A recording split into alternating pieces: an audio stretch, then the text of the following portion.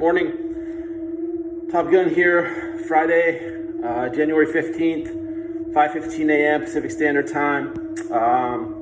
This is the YouTube pre-market commentary. Okay, number one, Inside Thursday.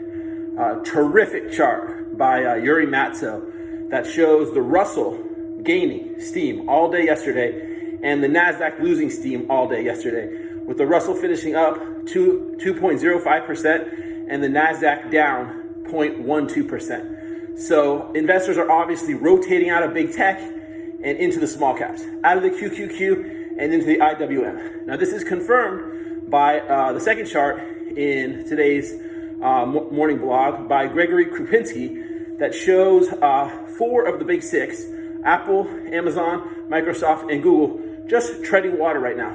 They're really not driving this. They're not driving this market higher. And as we all know, they make up something like 15 or 20% of the S&P and more of the Nasdaq. So with Gregory Krupinski thinks this is the pause that refreshes.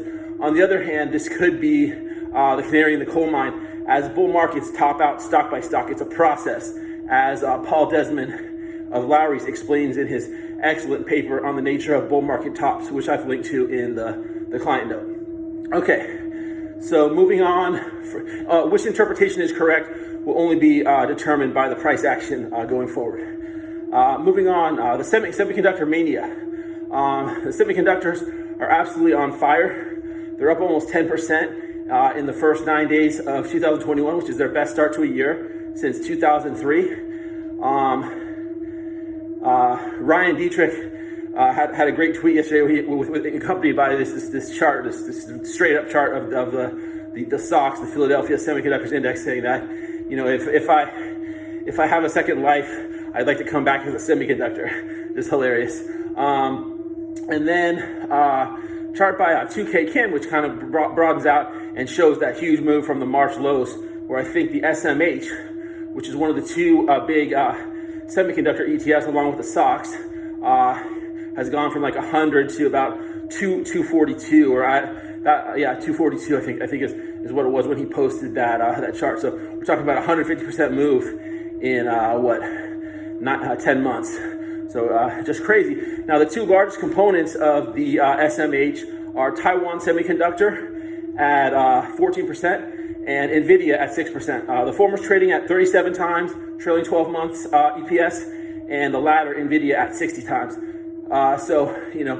In my opinion, this trend is closer to the end than the beginning.